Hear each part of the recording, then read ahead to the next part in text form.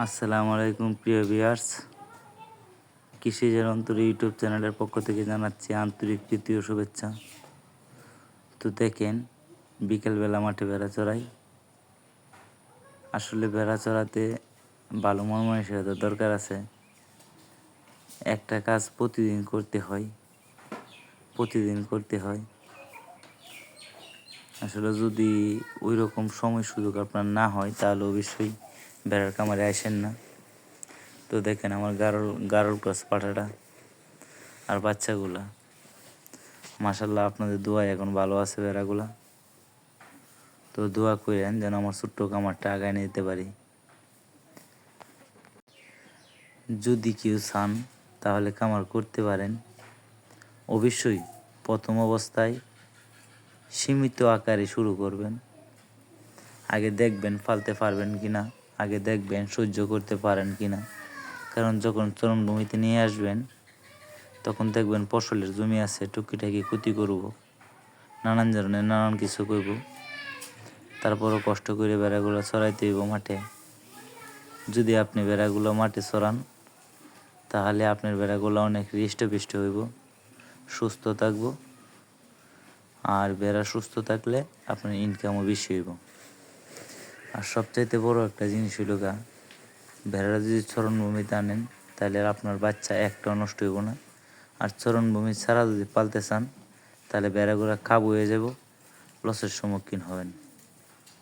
তা আশা করি সবাই বুঝতে পারতেছেন যে চরণভূমির কতটুকু দরকার। আর একটা জিনিস অবশ্যই জেনে শুনে বুঝে তারপর খামারে আসবেন। যদি বা আপনারা খামারে আসতে চান তাহলে প্রথমত 10 থেকে 15টা দিয়ে শুরু করেন। অতিরিক্ত বেড়া নিয়ে শুরু করেন না, সীমিত আকারে শুরু করেন। আল্লাহ যদি চাই তাতেই অনেক হবে। তো দেখেন ভেড়াগুলো বিকালবেলা চড়াইতেছি। আসলে বেড়া পালা হয়তো বা অনেকের কাছে ভালো লাগে, যার কারণে বেড়ার খামারে আসতে চান। কিন্তু বেড়া ছড়ানো দেখা আর বাস্তবের মুখোমুখি হওয়া সেটা হলো অন্যরকম এক অভিজ্ঞতা। আপনি যতক্ষণ পর্যন্ত বাস্তবের অভিজ্ঞতা না পাইছেন ততক্ষণ পর্যন্ত বেড়ার খামারে আসলে বুঝবেন না। প্রত্যেক দিন ওইটাকে মাঠে নিয়ে যাইতে হইব, প্রত্যেক দিন ওইটাকে পেট ভরায় খাওয়াইতে হবে, ভরপুর পেট ভরায় খাওয়ায় নিয়ে আসতে হবে বাড়িতে। আর যদি মনে করেন নিলাম কতক্ষণে রাখি আবার বাড়িতে নিয়ে এলাম, প্রত্যেক দিন যদি এই অবস্থা করেন তাহলে আপনাদের বিরাট সমস্যা হবে বা বিরাট আকারের লসের সম্মুখীন হতে হবে। কারণ আস্তে আস্তে বেড়াগুলা কাবু হয়ে যাবে, তারপর বেড়া নানান ধরনের অসুখ অ্যাটাক করবে। আসলে বেড়ার রোগ বালাই কেমন হয় অনেকেই জিজ্ঞাসা করে। আসলে বেড়ার কোনো রোগ নাই, যদি আপনি বেড়াগুলাকে ভরপুর খাবার দিতে পারেন, ভরপুর যে সবসময় পেট ভরা থাকে, তাহলে ইনশাল্লাহ দেখবেন বেড়ার কোনো রোগ হবে না।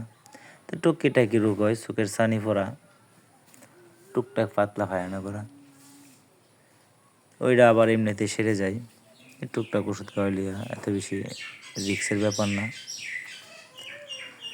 তো যারা ভাবতেছেন যে বেড়ার খামার করবেন অবশ্যই করতে পারেন,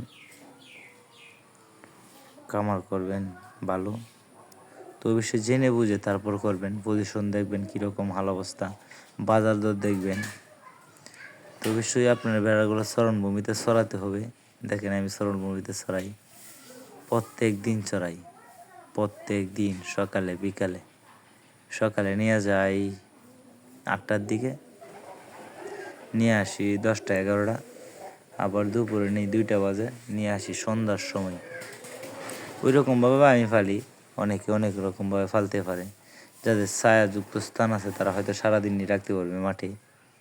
যেহেতু আমাদের এদিকে ছায়াযুক্ত স্থান নাই, সেহেতু আমি সারাদিন ভেড়াগুলো মাঠে চড়াতে পারি না।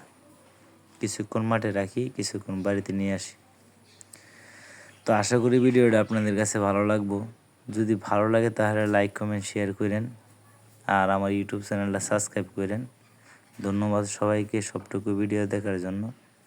সবাই ভালো থাকেন, আমার জন্য দোয়া করেন। আপনাদের দোয়া ও ভালোবাসা পাইলে ইনশাল্লাহ আমার খামারটা অনেক আগায় নিব। খামার আসলেই খুব সহজ, যদি করতে পারেন আসলেই খুব লাভের, যদি সেটা পালতে পারেন।